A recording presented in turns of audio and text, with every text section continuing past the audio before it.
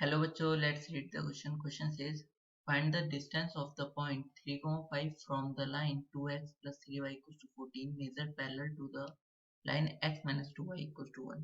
इस क्वेश्चन को करने के लिए हम इसका की कॉन्सेप्ट समझते हैं. तो की कॉन्सेप्ट है, अगर दो लाइन पैरेलल होती हैं तो उनका स्लोप सेम होता है. एंड अगर दो पॉइंट P x1, y1 है और Q x2, y2 है तो इनके बीच की डिस्टेंस PQ इक्वल टू होता है under root x2 minus x1 का square plus y2 minus y1 का स्क्वायर. एंड अगर हमारे पास दो लाइन है तो उसकी कोई लाइन है एंड उसका स्लोप है m एंड वो x1, y1 पॉइंट से पास हो रही है, देन उसकी इक्वेशन होती है x minus x1 into m equals to y minus y1. ये इस लाइन की इक्वेशन होती है जो कि इसका स्लोप m है एंड वो पास हो रही है x1, y1 से. ना हमें क्वेश्चन में क्या कह रहा है कि हमें एक डिस्टेंस फाइंड करनी है और वो भी पैरेलली डिस्टेंस फाइंड करनी है. किसके? इस लाइन के पैरेलल होनी चाहिए और इस लाइन से डिस्टेंस 3.5 से इस लाइन तक की डिस्टेंस फाइंड करनी है. नाउ हम समझ लेते हैं कहने का मतलब क्या हुआ इस लाइन का. कि हमारे पास जो लाइन है ड्रॉ कर लेते हैं, जो कि ये लाइन है जो कि रिप्रेजेंट कर रही है 2x plus 3y equals to 14. ठीक, हमें 3, 5 की इसमें कोई पॉइंट हम मान लेते हैं यहाँ पर है, हमें इसकी डिस्टेंस इससे मेजर करनी है. अब डिस्टेंस काफी टाइप की होती है. परपेंडिकुलर डिस्टेंस इसमें क्वेश्चन में नहीं कहा है, हमसे क्या कहा है कि हमें पैरेलल डिस्टेंस मेजर करनी है जो कि पैरेलल किसके x minus 2y equal to 1 से. तो हमें x minus 2y suppose line जो है वो ये है x minus 2y equal to 1. Then यहाँ से इसके पैरेलल डिस्टेंस फाइंड करनी है. तो पैरेलल डिस्टेंस क्या हो जाएगी? पैरेलल मतलब इस लाइन के पैरेलल हम इस पॉइंट से पास होने वाली लाइन मेजर बना लेते हैं. तो मान लो वो ये लाइन है, तो हमें यहाँ से यहाँ तक की डिस्टेंस मेजर करनी है. हमसे वो ये कह रहा है. तो अगर ये पॉइंट क्यों है, इसे पॉइंट P सपोज कर लेते हैं, और इस लाइन, ये जो लाइन है इस लाइन का स्लोप क्या हो जाएगा? अगर हम इसे y equal to mx plus c के फॉर्म में लिखें तो ये हो जाएगा y equal to 1 minus x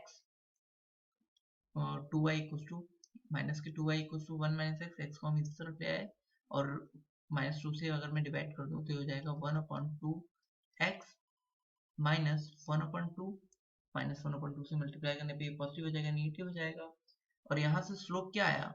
x का कोफिशिएंट स्लोप होता है, तो m इक्वल टू इस लाइन का स्लोप कितना आ गया? 1/2 इस लाइन का स्लोप हो गया. तो इस लाइन का स्लोप अगर 1/2 है तो इस लाइन का भी स्लोप, क्योंकि सारे पैरेलल लाइन का स्लोप सेम होता है, तो इस लाइन का स्लोप कितना हो जाएगा? 1/2 हो जाएगा. देन इस लाइन की इक्वेशन क्या हो जाएगी? PQ लाइन की इक्वेशन हम जानते हैं, हम ये 3,5 पॉइंट से जा रहा है, 3,5 से जा रहा है और इसका स्लोप कितना है? m इक्वल टू 1/2 है. हम जानते हैं y माइनस y1, तो y1 कितना हो जाएगा? 5 इक्वल टू 1/2 मतलब slope into x minus x1, तो कितना होता है? 3. x1 कितना है? 3. x1 अगर ये है y1 ये है तो हम जानते हैं इस लाइन की इक्वेशन ये हो जाएगी.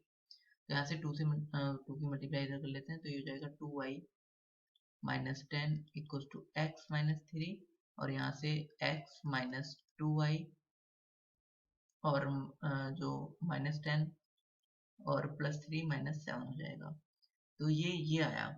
अब नाउ हमारी एक इक्वेशन तो ये है, एक इक्वेशन हमारे पास ये वाली है. अब दोनों इस लाइन का और इस लाइन का इंटरसेक्टिंग पॉइंट निकालने के लिए हम क्या करते हैं? दोनों को सॉल्व कर लेते हैं. तो इसमें हम पहले 2 से मल्टीप्लाई करें, 2x minus 4y equal to minus 14. और ये वाली इक्वेशन क्या है? इसको नीचे लिख लेते हैं. तो 2x plus 3y equal to 14. हम दोनों का अगर माइनस कर दें तो माइनस माइनस माइनस ये तो कट जाएगा. यहाँ minus 7y equal to minus 28 हो जाएगा और y इक्वल टू कितना हो जाएगा? y इक्वल टू माइनस से माइनस कटा और 1 से 28 कटेगा 4 टाइम्स, तो x इक्वल टू कितना आ गया? 4 आ गया. y इक्वल टू कितना आ गया? 4 आ गया.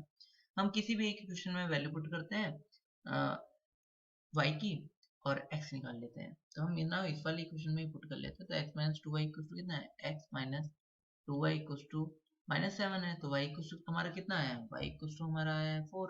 तो ये हो जाएगा x माइनस 4 इंटू 2 8 हो जाएगा इक्वल टू माइनस 7, और 8 इधर जाएगा तो क्या हो जाएगा, x equal to minus 7 plus 8 equal to 1 हो जाएगा। तो x इक्वल टू यहाँ से कितना आया, x इक्वल टू आ गया हमारा 1। नाउ x इक्वल टू तो हमारा 1 आ गया और y इक्वल टू 4 आ गया। तो हमें ये पॉइंट तो पता चल गया, ये पॉइंट हमारा क्या हो गया 1,4।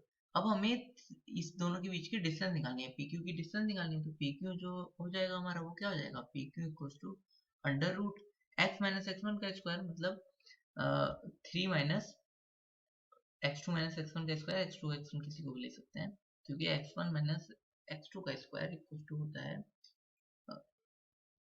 x2 माइनस x1 का होल स्क्वायर की मैं लिख देता हूँ, x2 माइनस x1 का whole square equal to x1 minus x2 का होल स्क्वायर। तो ना यहाँ पर ये हो जाएगा 3 माइनस 1, तो 2 का स्क्वायर प्लस, और यहाँ पे हो जाएगा 5 माइनस 4 इक्वल टू 1 का स्क्वायर। तो 2 का स्क्वायर कितना होगा 4, और 1 का स्क्वायर 1, तो 4 प्लस 1 5। तो PQ की डिस्टेंस कितनी आ गई, √5 यूनिट। तो आंसर आया √5 यूनिट। तो hope you understood it well, best of luck, thank you.